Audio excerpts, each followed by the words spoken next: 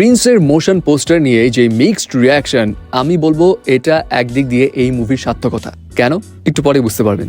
এই মোশন পোস্টারে একটা জিনিস অনেকেই মিস করে গেছে এবং এই কারণেই এক ধরনের মিক্সড রিয়াকশন এসছে, সেটা এখনই এক্সপ্লেন করছি। বাট তার আগে বলি, তুফান, বরবাদ, তাণ্ডব এই মুভিগুলোর ফার্স্ট লুক পোস্টার বলেন বা টিজার বলেন, যখনই যেটা এসেছিল সেটা নিয়ে কিন্তু মানুষ হইচই ফেলে দিয়েছিল, সুপার পজিটিভ রেসপন্স। বাট প্রিন্সের ক্ষেত্রে দেখা যাচ্ছে হ্যাঁ রেসপন্স এটা তো ব্যাপক, কিন্তু কিছু কিছু ক্ষেত্রে অনেকের কাছে মনে হচ্ছে জিনিসটা অতটা জমেনি। এই মিউজিক্যাল মেশিন গান কেন, এটা এআই দিয়ে বানানো হচ্ছে, নানা রকম কথাবার্তা। বাট এখানে একটা জায়গাতে অনেকে কানেকশন ছুটে গেছে। হ্যাঁ, এই মোশন পোস্টারটা এমন ভাবে সবার চোখে পর্দা দিয়ে দিয়েছে যে এই মোশন পোস্টারের বাইরে আমরা প্রিন্সের অন্য কোনো জিনিস চিন্তা করতে পারছি না। কিন্তু আপনি একটা জিনিস খেয়াল করে দেখবেন, এই মোশন পোস্টারটাতে কি দেখা যাচ্ছে, শাকিব খানের চুল বড় বড়, শাকিব খানের হাতে একদম কাস্টমাইজ একটা মেশিন গান যেখানে মিউজিক্যাল এলিমেন্টস আছে, মানে পিয়ানো আছে। তো এটা দিয়ে কি বুঝায়, এটা দিয়ে কি বুঝায় সেটা জানার আগে আপনাকে জানতে হবে শাকিব খানের ফার্স্ট পোস্টার যখন এসেছিল প্রিন্সের, সেই বিষয়ে।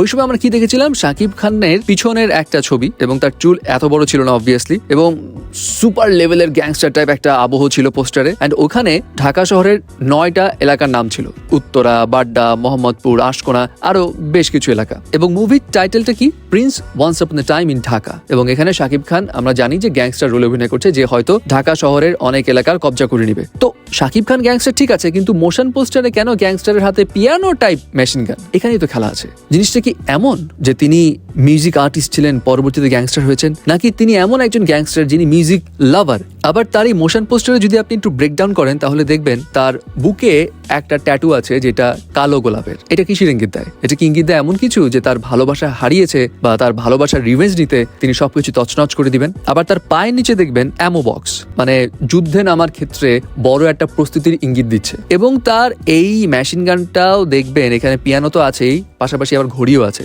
তার মানে কি এটা কোনো টাইমের ইঙ্গিত দেয় যে পুরনো কোনো ঘটনার বদলা নিতে বা ওটার বিরুদ্ধে ফাইট করতে শাকিব খান সবকিছু একদম উড়িয়ে দিবে এবং হেলিকপ্টারে চড়ে আসছে, পাশে আবার আরো হেলিকপ্টার, মানে পুরো বাহিনী নিয়ে আসছে, এমন একটা ইঙ্গিত দিচ্ছে। এটাই তো ইন্টারেস্টিং, এই যে মিউজিকের যে পার্টটা এবং পিয়ানোওয়ালা যে মেশিন গান, এখানেই তো খেলা আছে বস। এই জায়গাতেই তো জল ঘোলা করে রেখেছে। যদি এমন কিছু না থাকতো, সিম্পলি মেশিন গান বা সিম্পলি অ্যাকশন প্যাক থাকতো, তাহলে সবাই ভাবতো যে ওকে শাকিব খান তাহলে একদম ফাটাফাটি অ্যাকশন খেলবে, জেনারিক যেরকম অ্যাকশন দেখা যায় সেরকম। কিন্তু এই পিয়ানোটা দিয়ে ঠান্ডা মাথায় ভাবুন এখানে কোন লেভেলের গেম খেলা হয়েছে মানুষদের ব্রেইনকে টুইস্ট করার ক্ষেত্রে। এখন অনেকেই কনফিউজ যে পিয়ানোটার রহস্যটা কি, মিউজিক লাভার গ্যাংস্টার হয় কিভাবে, বা গ্যাংস্টার মিউজিক লাভার হয় কিভাবে, মানে এইখানের কানেকশনটা কি? দ্যাট মিনস কাহিনী লিনিয়ারলি যাবে না, জেনারিক হবে না, টুইস্ট এখানে থাকবে।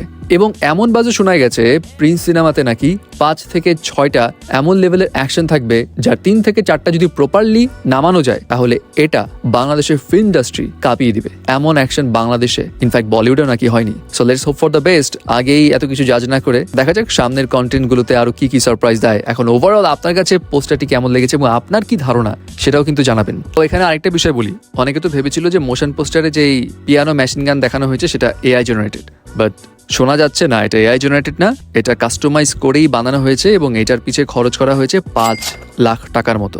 এখন 5 লাখ টাকা দিয়ে যখন বানিয়েছে তখন এমনি তো বানায়নি, ডেফিনেটলি এটার একটা কোনো কার্যকারিতা আছে, সেটা হয়তো আমরা পরবর্তীতেই টের পাবো।